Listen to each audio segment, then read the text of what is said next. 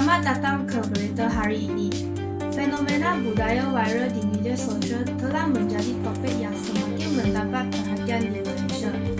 Kali ini, kita akan membincangkan tentang budaya viral, hubungan dengan etika serta empati dan kesannya terhadap perpaduan masyarakat Malaysia yang baru. Mari kita lihat lebih lanjut.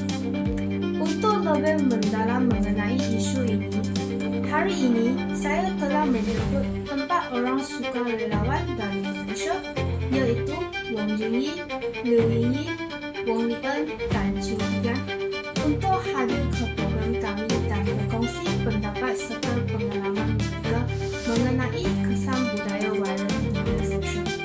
Mari kita dengarkan pandangan mereka. Pertama sekali, mari kita dengarkan pandangan daripada Wong Jingyi mengenai apakah itu definisi dan konsep viral di media sosial. Perkataan viral bermaksud sesuatu yang tersebar dengan sangat cepat. Dalam media sosial, viral merujuk kepada penyebaran video, gambar atau mesej yang dikongsi ramai orang dalam masa yang singkat. Kandungan yang menjadi viral biasanya menarik perhatian dan emosi pengguna seperti lucu, sedih atau menakjubkan. Selain itu, fenomena ini sering berlaku di platform seperti TikTok, Instagram, dan Facebook. Walaupun kandungan viral boleh membawa kesan baik dengan menyebabkan nilai positif, perkara ini juga boleh memberi kesan buruk jika menimbulkan salah faham atau kebencian.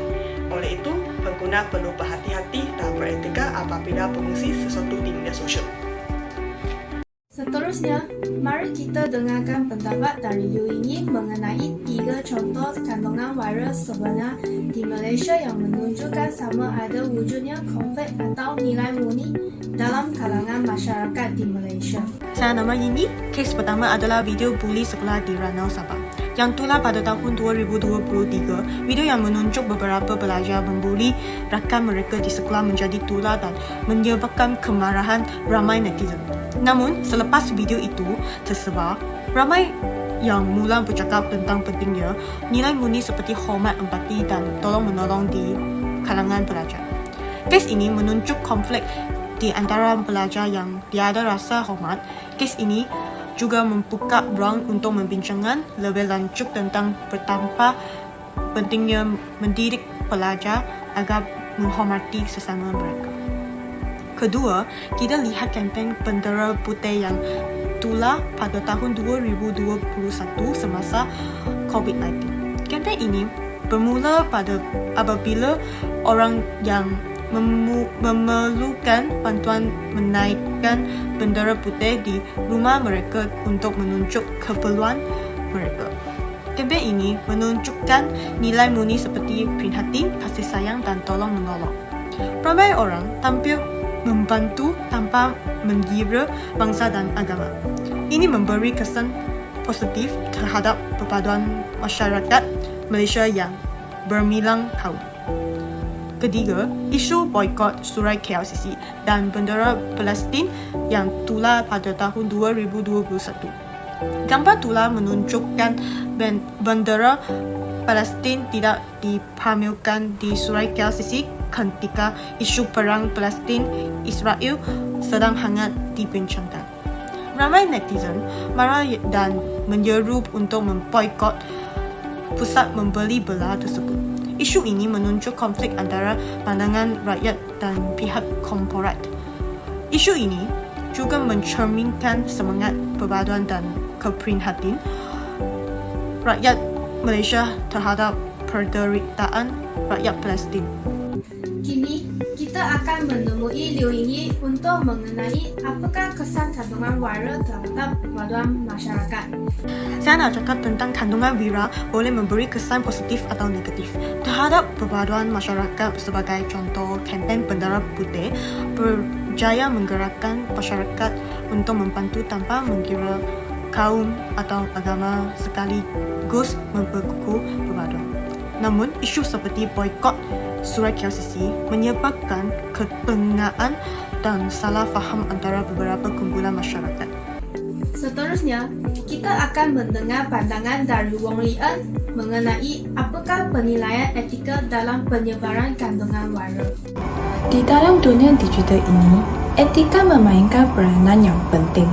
Dalam kes buli di sekolah, penyebaran video buli di media sosial mungkin memberikan bukti penting untuk keadilan. Tetapi kes ini juga boleh mengganggu privasi mangsa dan memberi kesan psikologi kepada mereka. Selain itu, dalam gerakan bendera putih, walaupun naiknya yang baik, ada segelintir individu yang gagal mengalahkan kegeliran atau memanipulasi situasi. Oleh itu, setiap individu perlu bertanggungjawab dalam penyebaran kandungan di media sosial. Begitu juga dengan isu boikot Suria KLCC. Walaupun isu ini berkaitan dengan solidaritas terhadap Palestin, tindakan boikot yang tular di media sosial boleh menyebabkan ketegangan dan perpecahan dalam masyarakat. Beberapa netizen telah menyebabkan kenyataan yang tidak tepat dan memanipulasi situasi ini untuk agenda peribadi yang akhirnya memperburuk keadaan. Oleh itu, penting untuk memastikan setiap maklumat yang disebarkan adalah sahih dan tepat, supaya tidak timbulnya fitnah atau kekeliruan yang boleh merosakkan perbedaan sosial. Di samping itu, mari kita dengan dari singgigan mengenai apakah peranan empati dan nilai peradaban dalam mengelakkan konflik sosial. Empati dan nilai peradaban memainkan peranan penting dalam menggelakkan konflik sosial. Seringkali, reaksi tergesa-gesa di media sosial tanpa memahami situasi sebenar boleh menambah ketegangan.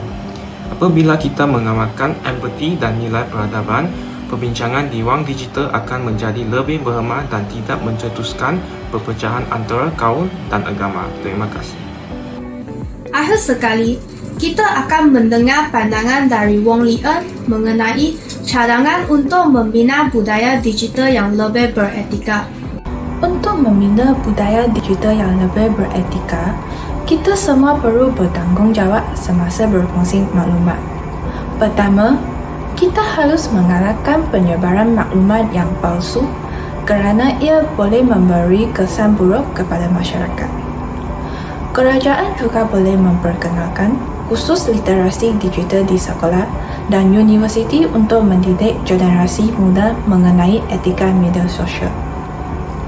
NGO dan platform media sosial seperti Bijak Digital boleh memainkan peranan penting dalam mengalahkan pengguna untuk lebih berhemat dan beretika. Kesimpulannya, kandungan viral di media sosial memberi kesan besar terhadap masyarakat kita. Kandungan yang positif boleh menyatukan rakyat, tetapi kandungan yang negatif atau kontroversial boleh menimbulkan konflik. Dengan mengamalkan nilai empati, etika, dan bertanggungjawab dalam penggunaan media sosial, kita boleh memastikan perpaduan dan keharmonian tetap terjaga. Terima kasih.